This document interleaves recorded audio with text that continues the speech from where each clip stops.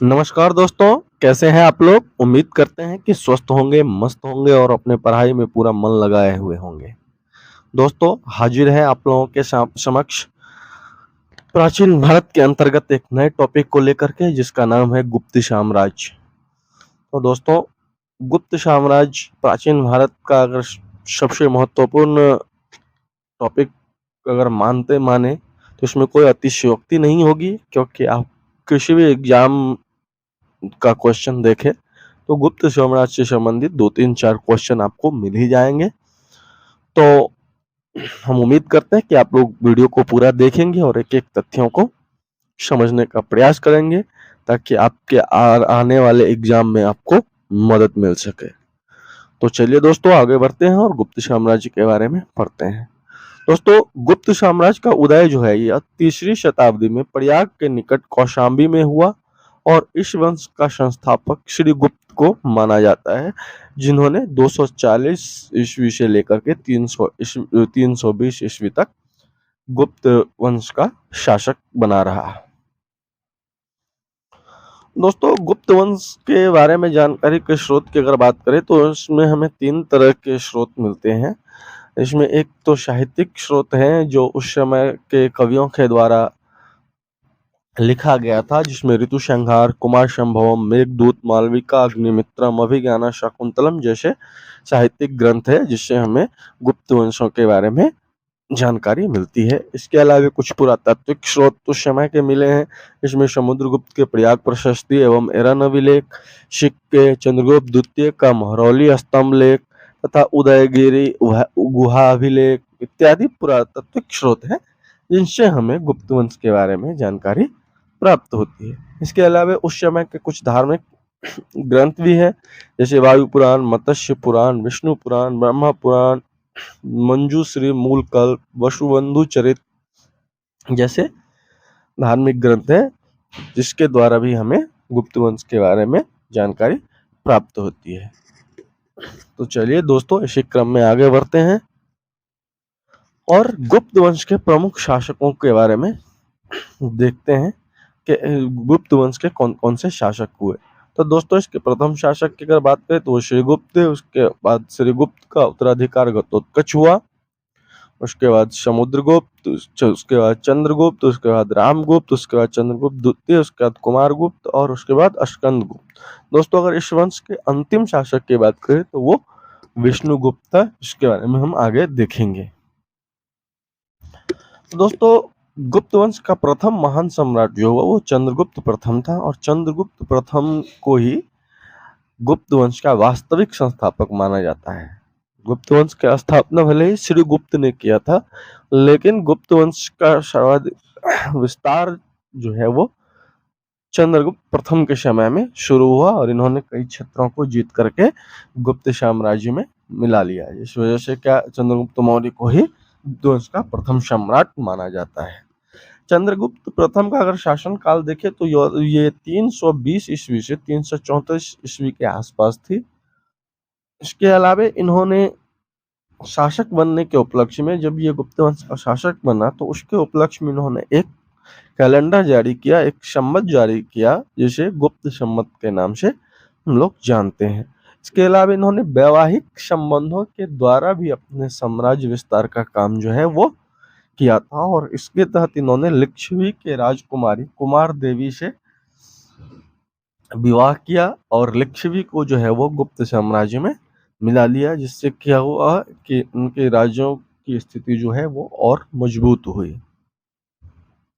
चंद्रगुप्त प्रथम को ही गुप्त युग का संस्थापक माना जाता है, जो 320 ईस्वी में इनके पद प्राप्ति के साथ शुरू होता है। तो इसके बारे में हम आप लोगों को पहले भी बता चुके हैं कि चंद्रगुप्त प्रथम को ही गुप्त युग का वास्तविक संस्थापक माना जाता है, क्योंकि जब ये 320 ईस्वी में गद्दी पर बैठता है, इसके बाद ही जैसे गुप्त साम्राज्य का विस्तार प्रारंभ होता है।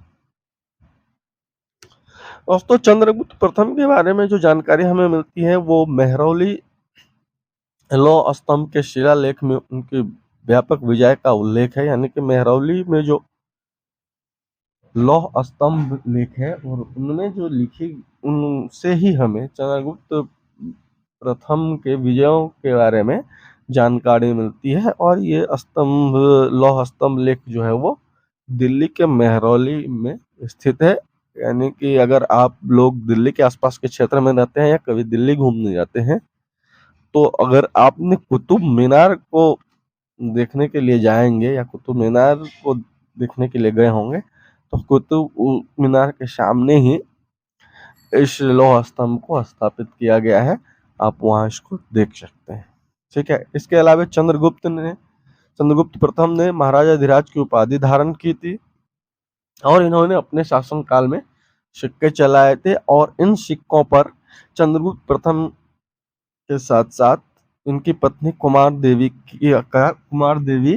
के चित्र भी अंकित होते थे, जिसे आप चित्र में देख रहे होंगे। सिक्कों में चंद्रगुप्त प्रथम और उनकी पत्नी कुमार देवी का भी चित्र दिख रहा है।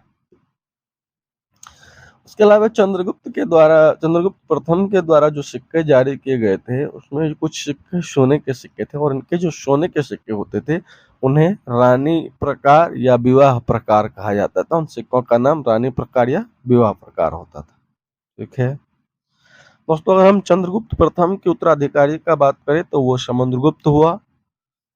और यह समुद्रगुप्त का जन्म जो हुआ था वो लिच्छवी की रानी कुमार देवी से हुआ था, जिससे चंद्रगुप्त प्रथम ने वैवाहिक संबंधों के द्वारा साम्राज्य विस्तार के नीति के तहत शादी किया था। तो उन्हीं से समुद्रगुप्त का जन्म हुआ था। समुद्रगुप्त ने उत्तर भारत के 9 व दक्षिण भारत के 12 राज्यों पर विजय प्राप्त की थी। और और उसकी विजय यात्राओं की सफलता के आधार पर विसेंट स्मिथ ने भारत का नेपोलियन कहा है। दोस्तों, समुद्रगुप्त के द्वारा उत्तर भारत के 9 राजाओं और दक्षिण भारत के 12 राजाओं को जीत लेने के कारण ही विसेंट स्मिथ नाम के इतिहासकार ने समुद्रगुप्त को भारत का नेपोलियन कहा गया है। इसी वजह से समुद्रगुप्त को क्या कहता है, भारत का नेपोलियन भी कहा जाता है। और ये क्वेश्चन तो मतलब एकदम ट्रिविया है, लगभग हर एग्जाम में ये क्वेश्चन पूछ लिया जाता है कि किसे भारत का नेपोलियन कहा जाता है। दोस्तों, इसका उत्तर हो जाएगा समुद्रगुप्त। दोस्तों, समुद्रगुप्त के उपलब्धियों की का विवरण जो है वो हमें इनके दरबारी कवि हरिसेन के द्वारा लिखित प्रयाग प्रशस्ति से ज्ञात होता है। देखिए तो प्रशस्ति पत्र क्या होता है, किसी व्यक्तियों के प्रशंसा में लिखी गई कोई बातें जो होती है उसको हम लोग प्रशस्ति पत्र कहते हैं। जो अभी के समय में भी आप लोग देखे होंगे, कोई लेखक या कोई व्यक्ति जो समाज में के विकास में या समाज के उत्थान में अपना योगदान देता है, तो उसे सरकार के द्वारा या वहाँ के लोकल प्रशासन के द्वारा प्रशस्ति पत्र के द्वारा जो है सो सम्मानित किया जाता है। तो इसका चलन गुप्त काल से ही है। तो समुद्रगुप्त के कार्यों का प्रशंसा करते हुए इनके जो कवि थे, राज कवि थे हरिसेन, उन्होंने एक प्रशस्ति जारी किया था। ठीक है, और उसे हम लोग प्रयाग प्रशस्ति कहते हैं। प्रयाग प्रशस्ति इसलिए कहते हैं कि इन प्रशस्तियों को अशोक के द्वारा जो कौशाम्बी में स्तंभ का निर्माण करवाया गया था और जिसे बाद में अकबर के समय में इलाहाबाद यानी प्रयाग में ले आया गया था, तो उससे अशोक के स्तंभों पर इस प्रशस्ति को जो है सो उत्कीर्ण करवा दिया गया, क्योंकि उस समय में डॉक्यूमेंटेशन का कोई प्रचलन तो था नहीं। तो उस समय के महत्वपूर्ण चीजों को डॉक्यूमेंट के तौर पर या लेख के तौर पर रखने के लिए पत्थरों या स्तंभों पर उत्कीर्ण करवा दिया जाता था, जिस प्रचलन की शुरुआत अशोक के समय में हुआ था। तो इसी वजह से इस प्रशस्ति को जो है सो अशोक के स्तंभ लेख पर जो कौशाम्बी में स्थित था उस पर उत्कीर्ण करवा दिया गया था, जिसे बाद में अकबर के समय में वो कौशाम्बी से ले आकर के इलाहाबाद के किले में स्थापित करवा दिया गया था। तो इसी वजह से इसे प्रयाग प्रशस्ति कहा जाता है, क्योंकि ये प्रयाग में है इसलिए इसका नाम प्रयाग प्रशस्ति पड़ गया, लेकिन इसका नाम प्रशस्ति है। प्रयाग जगह स्थान के कारण उसके साथ जुड़ गया। दोस्तों, अगर समुद्रगुप्त की धार्मिक आचरण की बात करें तो ये धार्मिक मामला में बहुत ही सहिष्णु व्यक्ति था, और इसका जो प्रमाण है हमें इस बात से मिलता है कि समुद्रगुप्त खुद वैष्णव धर्म के मानने वाले थे और बहुत ही अपार श्रद्धा थी उनको वैष्णव धर्म के प्रति। परंतु इसके बावजूद भी उसने बौद्ध धर्म के मानने वाले वसुबंधु को अपना मंत्री बनाया था। तो इससे यह जाहिर होता है कि समुद्रगुप्त धार्मिक मामले में जो थे वो बिल्कुल कट्टर नहीं थे, सहिष्णु थे। उन्हें वो अपने धर्म के अलावा दूसरे धर्मों का भी सम्मान करते थे। ठीक है। इसके अलावा समुद्रगुप्त के बारे में कहा जाता है कि वो बीना बजाने में काफी दक्ष थे, उनकी बीना बजाने में काफी दक्षता हासिल थी। और इस बात का प्रमाण इस चीज से देखा जा सकता है कि समुद्रगुप्त के द्वारा जो सिक्का जारी किया गया था, तो अधिकतर सिक्कों पर समुद्रगुप्त को बीना बजाते हुए दिखाया गया है। तो इस बात से इस सिक्कों पर समुद्रगुप्त बीना बजाते हुए चित्र को देखकर इस बात की पुष्टि हो जाती है कि समुद्रगुप्त वास्तव में बीना बजाने में कुशल थे, दक्ष थे। इसके अलावा समुद्रगुप्त ने परम भागवत की उपाधि धारण की थी, और इस उपाधि को धारण करने वाला यह प्रथम गुप्त शासक था।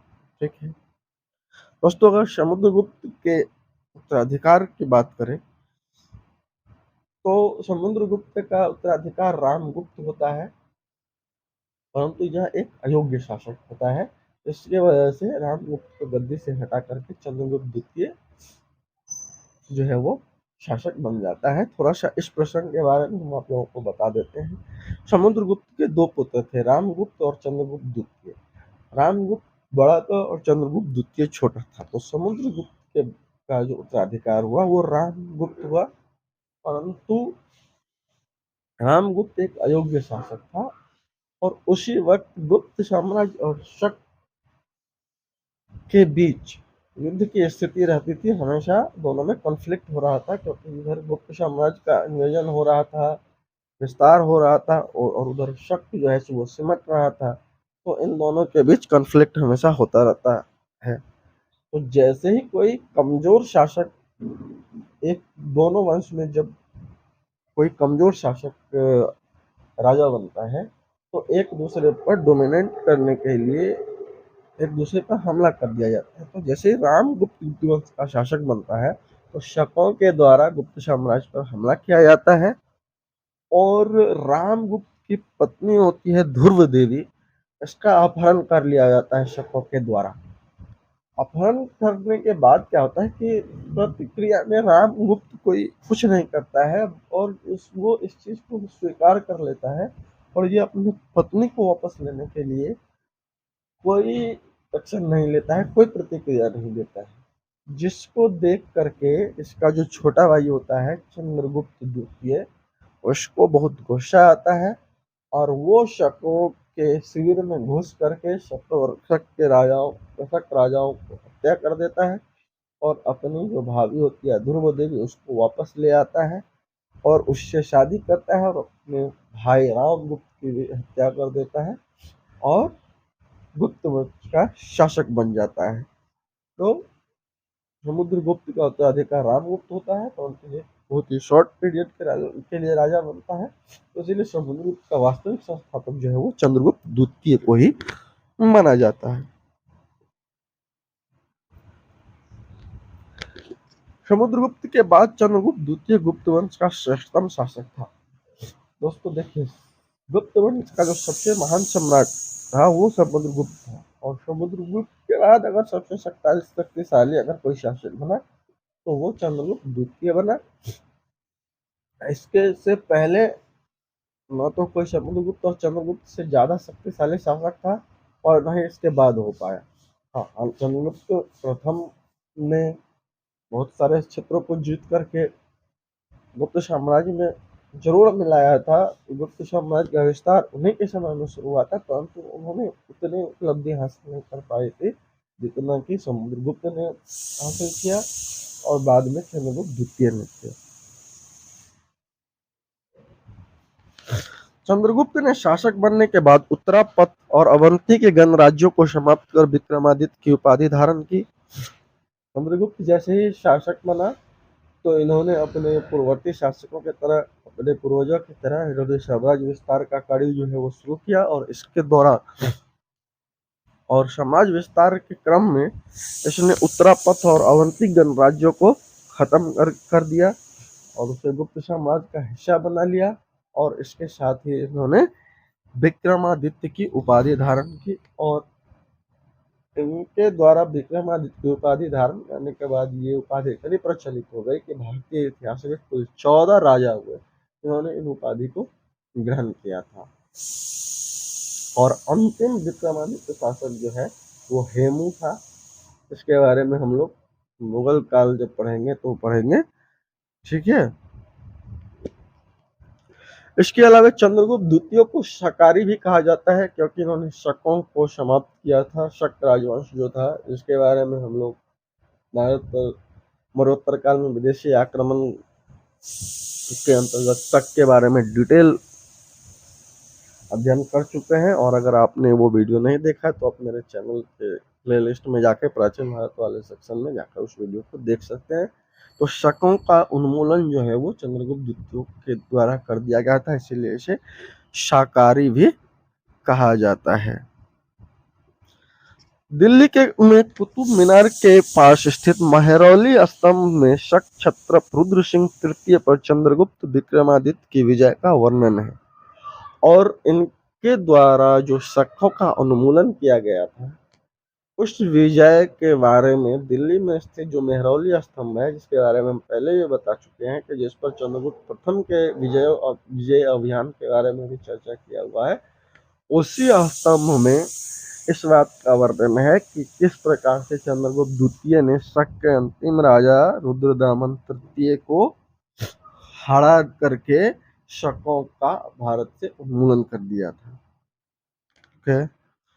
इसके अलावा चंद्रगुप्त द्वितीय के समय में ही फाहियान जो है, जो एक चीनी यात्री था, भारत आया था, और फाहियान जो है वो भारत में लगभग 12 वर्षों तक रहा था। और एक क्वेश्चन भी वेरी वेरी इंपॉर्टेंट है, आप किसी भी एग्जाम में, चाहे बीपीएससी हो, दरोगा हो, एसएससी हो, रेलवे हो, आप क्वेश्चन उठा करके देख लीजिए और उसमें आप प्राचीन भारत वाला सेक्शन देखिए, आपको ये क्वेश्चन मिल ही जाएगा लगभग हर गया कि फाहियान किसके शासनकाल में भारत आया था। तो ये हो जाएगा दोस्तों चंद्रगुप्त द्वितीय, और वह लगभग भारत में 12 वर्षों तक रहा था।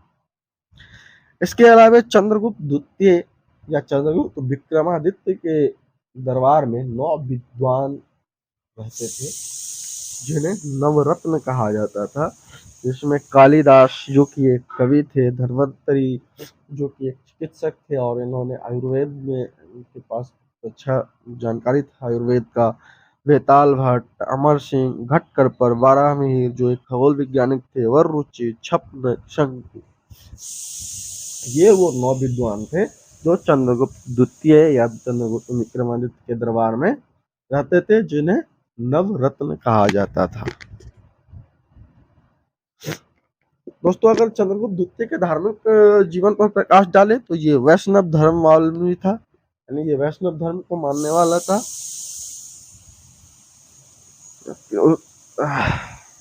और इसके अभिलेखों और मुद्राओं में इसे परम भागवत कहा गया है, परंतु वह अन्य धर्म के प्रति भी सहिष्णु था। यानी चंद्रगुप्त विक्रमादित्य जो था या चंद्रगुप्त द्वितीय जो था वो वैष्णव धर्म को मानता था, परंतु ये अन्य धर्मों के प्रति भी अपने पिता की तरह सहिष्णु रवैया अपनाता था। यानी बाकी धर्मों को जो है, बाकी धर्मों को भी वे सम्मान दृष्टिकोण से देखते थे, सम्मान की भावना रखते थे। चंद्रगुप्त द्वितीय की पहचान विजेता तथा कुशल प्रशासक के साथ साथ विद्वान, कला प्रेमी तथा विद्वानों को आश्रय देने वाले शासक के तौर पर भी है। तो ये दोस्तों चंद्रगुप्त द्वितीय को एक महान विजेता तथा कुशल प्रशासक को माना ही जाता है। इसके अलावा इन्हें विद्वान, कला प्रेमी तथा विद्वानों का सम्मान करने वाला भी बताया जाता है, और इसकी पुष्टि हमें इनके दरबार में रहने वाले 9 रत्नों से हो जाती है कि किस प्रकार इन्होंने अलग अलग विद्वानों को अपने दरबार में आश्रय दे रखा था। ठीक है। और इनके समय में पाटलिपुत्रा, जो कि गुप्त साम्राज्य की राजधानी हुआ करती थी, और उज्जैन विद्या के प्रमुख केंद्र थे। ठीक है दोस्तों, चंद्रगुप्त द्वितीय या चंद्रगुप्त विक्रमादित्य का उत्तराधिकार जो हुआ वो कुमारगुप्त हुआ, जिन्होंने महेंद्रादित्य की उपाधि धारण करके चंद्रगुप्त द्वितीय के बाद गुप्त साम्राज्य का शासक बना। ठीक है। और कुमारगुप्त का जन्म जो हुआ था वो चंद्रगुप्त द्वितीय की दूसरी पत्नी चंद्रगुप्त द्वितीय की पत्नी ध्रुव देवी से उत्पन्न हुआ था। और कुमारगुप्त जो था वो चंद्रगुप्त द्वितीय का सबसे बड़ा पुत्र था।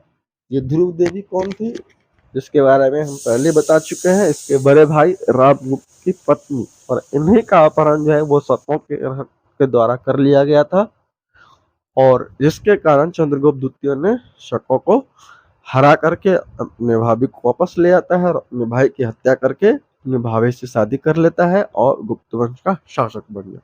और इन्हीं से कुमारगुप्त का जन्म होता है।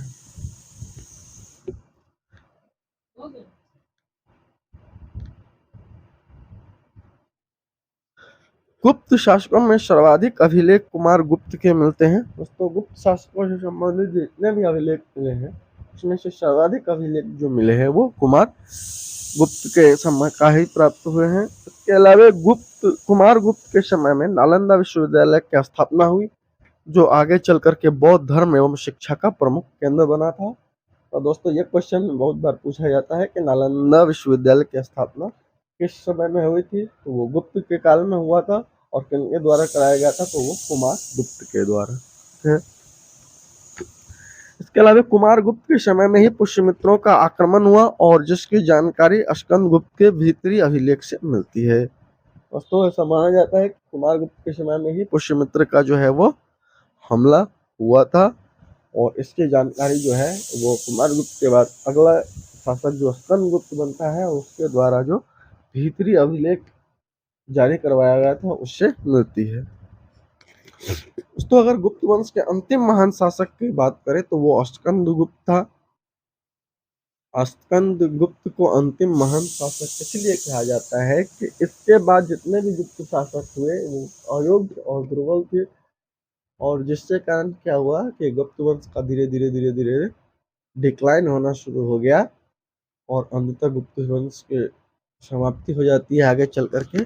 तो इसीलिए स्कंदगुप्त को ही गुप्त वंश का सबसे महान शासक माना जाता है। स्कंदगुप्त कुमारगुप्त का योग्य उत्तराधिकारी था।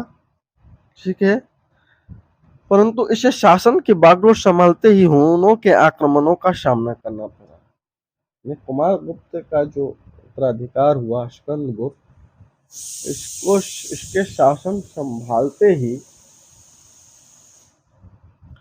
हुनों का आक्रमण शुरू हो गया गुप्त साम्राज्य के ऊपर, और इन्हें इस परिस्थिति का सामना शासक बनते ही करना पड़ा। परंतु इन्होंने बड़े ही वीरता और बुद्धिमानी से हुनों का सामना किया और उसे गुप्त साम्राज्य में प्रवेश करने से रोक दिया। दोस्तों, अगर हुनों की बात करें तो हुन मध्य एशिया की एक जाति थी। ठीक है। इसमें से दो कुल थे, तोरमन और मिहिर, जो कि प्रमुख आक्रांता थे, जो कि अपने अगल बगल के क्षेत्र पर अटैक करके उसे जीतने के लिए जो है हमेशा ललायित रहते थे। दो कुल, तोरमन और मिहिर।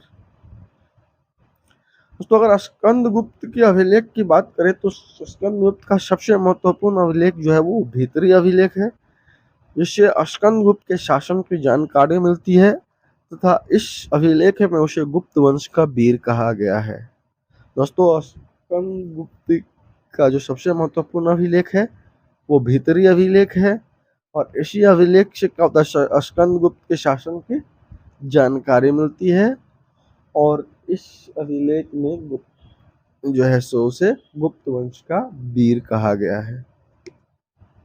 इसके अलावा स्कंदगुप्त ने गिरनार पर्वत पर सुदर्शन झील की मरम्मत कराई, जिसका निर्माण चंद्रगुप्त मौर्य के समय में हुआ था। यानी कि स्कंदगुप्त के द्वारा गिरनार पर्वत पर स्थित सुदर्शन झील का जो है वो मरम्मत करवाया गया था, और इस झील का निर्माण जो है वो चंद्रगुप्त मौर्य के समय में हुआ था। दोस्तों, हूनों के आक्रमण के बाद समय समय गुप्तों की शक्ति क्षीण होती गई। दोस्तों, हूनों के अटैक के कारण धीरे धीरे क्या हुआ कि गुप्त वंशों की जो शक्ति थी वो कमजोर होती गई, और गुप्त साम्राज्य जो है वो अपनी समाप्ति को अग्रसर हो गया।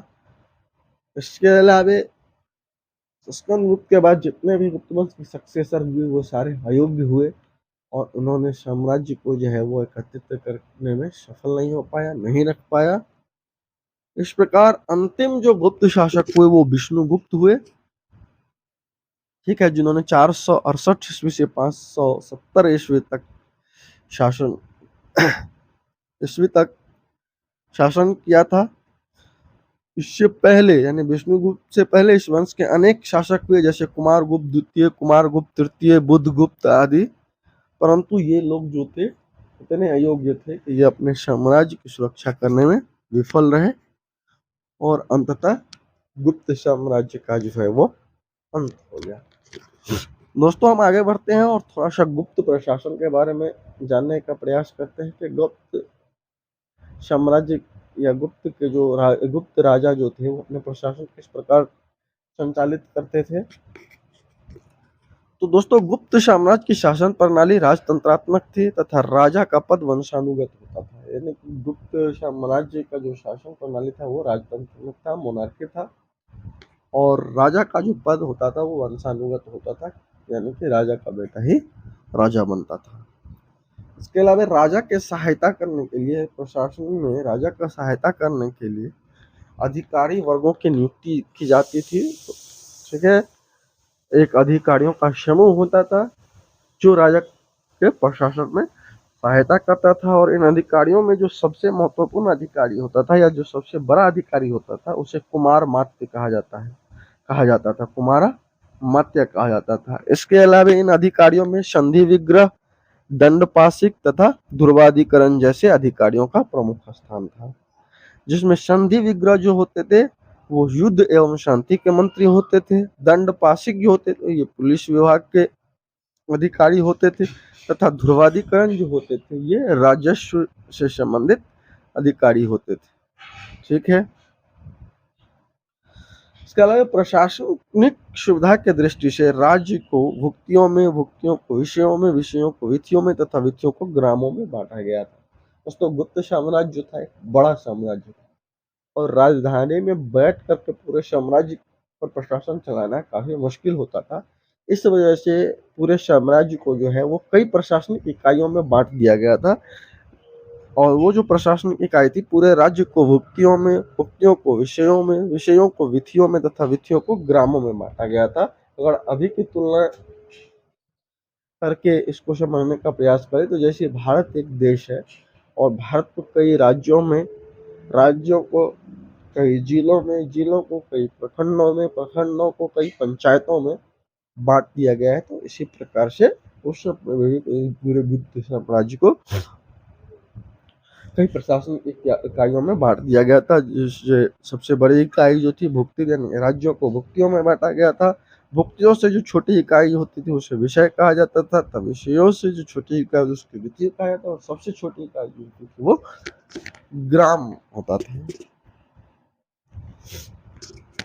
इसके अलावा गुप्त राजाओं ने प्रांतीय तथा स्थानीय शासन की पद्धति चलाई। ग्राम में मुखिया का पद महत्वपूर्ण था, जो ग्राम श्रेष्ठों की सहायता से गांव का कामकाज देखता था। स्थानीय लोगों को अनुमति के बिना जमीन की खरीद बिक्री नहीं हो सकती थी। देखिए, गुप्त राजाओं ने प्रांतीय शासन के साथ साथ स्थानीय शासन का प्रचलन भी करवाया था। अब देखिए, प्रांतीय शासन क्या होता है और स्थानीय शासन क्या होता है। जैसे देखिए, अभी के समय में अगर हम लोग देखते हैं तो बिहार जो है क्या है, एक प्रांत है, और पूरे बिहार का प्रशासन जो है वो किसके माध्यम से चलता है, बिहार सरकार के माध्यम से चलता है। परंतु बिहार सरकार तो पटना में बैठती है, और अगर बिहार के कोई सुदूर ग्राम में गांव में किसी चीज की आवश्यकता है या कोई विकास का कार्य होना है या विकास से वंचित है, तो इसकी जानकारी किसे होगी? जो वहाँ के स्थानीय लोग होंगे, जो वहाँ के रहने वाले होंगे। ये मुश्किल है कि पटना से रह करके बिहार के हर एक गांव के प्रशासन को चलाया जा सके। तो इसके लिए क्या किया गया है, एक स्थानीय बॉडी को भी का भी निर्माण कर दिया गया है, जिसे हम लोग ग्राम पंचायत कहते हैं, जो वहाँ के लोकल लोगों का एक बॉडी होता है और उसे भी कुछ अधिकार दिए गए, कुछ पावर दे दिए गए। तो इसी तरह से गुप्त के समय में भी जो था वो प्रांतीय शासन तो था ही, परंतु एक स्थानीय शासन व्यवस्था का भी जो है वो व्यवस्था किया गया है, जो स्थानीय लोगों का प्रतिनिधित्व करता था और उनकी समस्याओं प्रांतों तक पहुंचाता था, और प्रांत के जो प्रशासक होते थे वो उनकी समस्याओं को केंद्र तक पहुंचाता था। और कुछ अधिकार या कुछ पावर इन लोगों को भी दे दिया गया था। जो कुछ मामले होते थे उसे राज्य तक पहुंचाने की आवश्यकता नहीं होती थी, वो अपने स्तर से भी समस्या का समाधान कर सकते। जैसे अभी भी क्या है, राज्य में अगर कोई समस्या होती तो हर समस्या के लिए केंद्र के पास तो नहीं जाया जाता है, क्योंकि तो राज्य के पास भी कुछ पावर है जिसका वो स्वयं निष्पादन कर सकता है। उसके लिए केंद्र से उसे पूछने की आवश्यकता नहीं है। इसी प्रकार से पंचायत के पास भी कुछ पावर होते हैं, जिसके लिए उन्हें राज्य से, मुख्यमंत्री से पूछने की आवश्यकता नहीं, तो वो अपने स्तर से उस चीज का निराकरण कर सकता है। तो यही प्रांतीय और स्थानीय शासन होता है, जिसकी व्यवस्था गुप्त काल में की गई थी। और इन स्थानीय प्रशासन के अंतर्गत दो तरह के क्षेत्र होते थे, जैसे ग्रामीण क्षेत्र होते थे और नगरीय क्षेत्र होते थे। तो नगर के लिए अलग प्रशासनिक व्यवस्था थी और ग्रामीण क्षेत्रों के लिए अलग प्रशासनिक व्यवस्था थी, जैसे जो अभी भी है।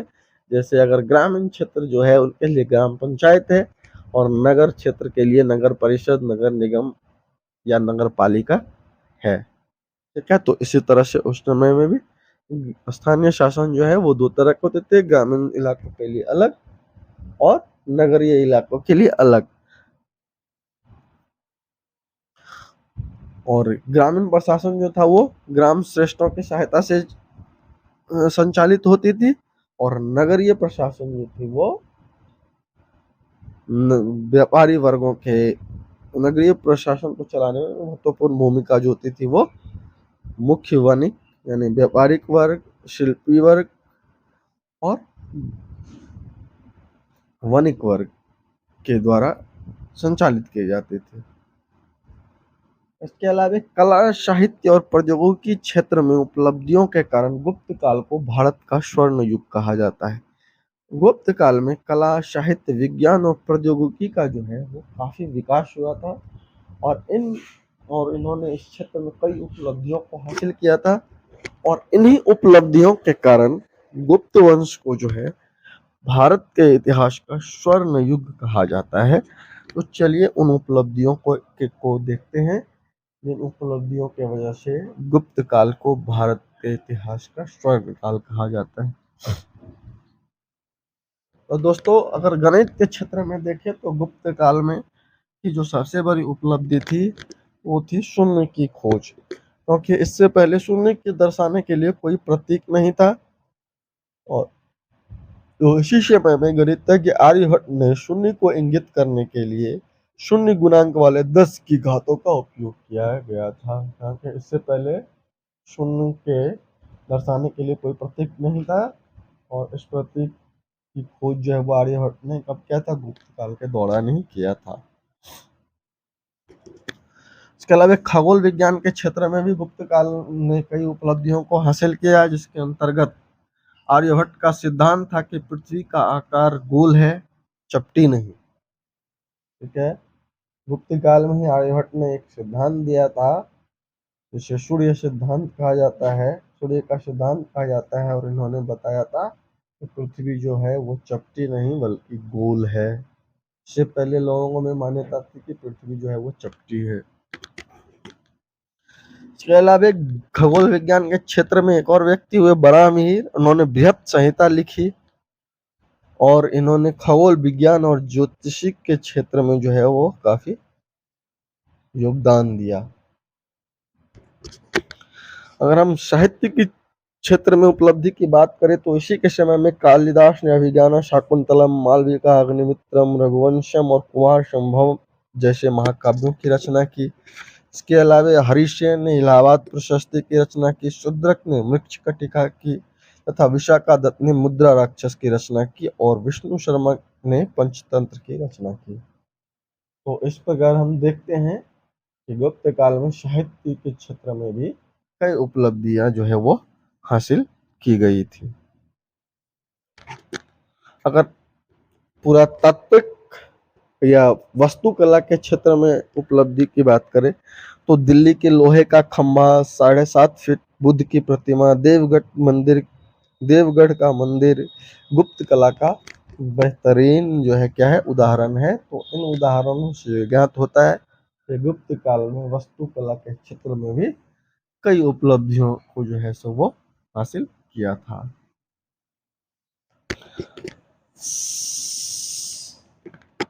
इसके अलावा वास्तुकला के क्षेत्र में देखें तो अजंता के भित्ति चित्र जो मुख्य रूप से जातक कहानियों में बुद्ध की जीवन कहानियों को चित्रित करते हैं, इसी अवधि की है। अजंता की गुफाओं के बारे में हम पढ़ते हैं तो ये भी जो है वो गुप्त काल के वास्तुकला का ही उदाहरण है। अगर शिक्षा के क्षेत्र में उपलब्धि की बात करें तो नालंदा विश्वविद्यालय की स्थापना जो है सो गुप्त काल में ही हुआ था, जिसकी स्थापना कुमार गुप्त प्रथम ने करवाया था।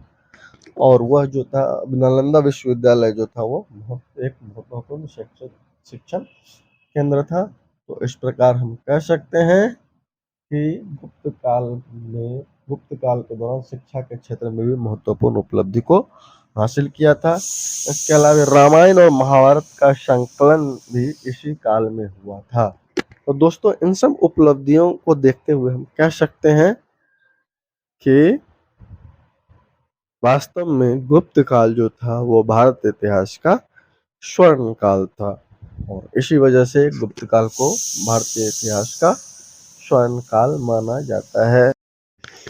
इस प्रकार दोस्तों अगर हम गुप्त कालीन समाज की बात करें तो समाज 4 वर्णों में विभाजित था, जिसमें ब्राह्मण, क्षत्रिय, वैश्य और शूद्र थे। ठीक है। समाज में सती प्रथा का प्रचलन था और प्रथम सती होने का प्रमाण जो है वो 510 ईस्वी के भानुगुप्त के एरन अभिलेख से प्राप्त होता है। इसके अलावा समाज में बाल विवाह एवं बहु विवाह प्रथा भी प्रचलित थी। इसके अलावा गुप्त काल के लोगों के व्यवसाय की बात करें तो गुप्त काल के लोगों का जो मुख्य व्यवसाय वो कृषि था तथा सिंचाई के लिए रहट का उपयोग किया जाता था।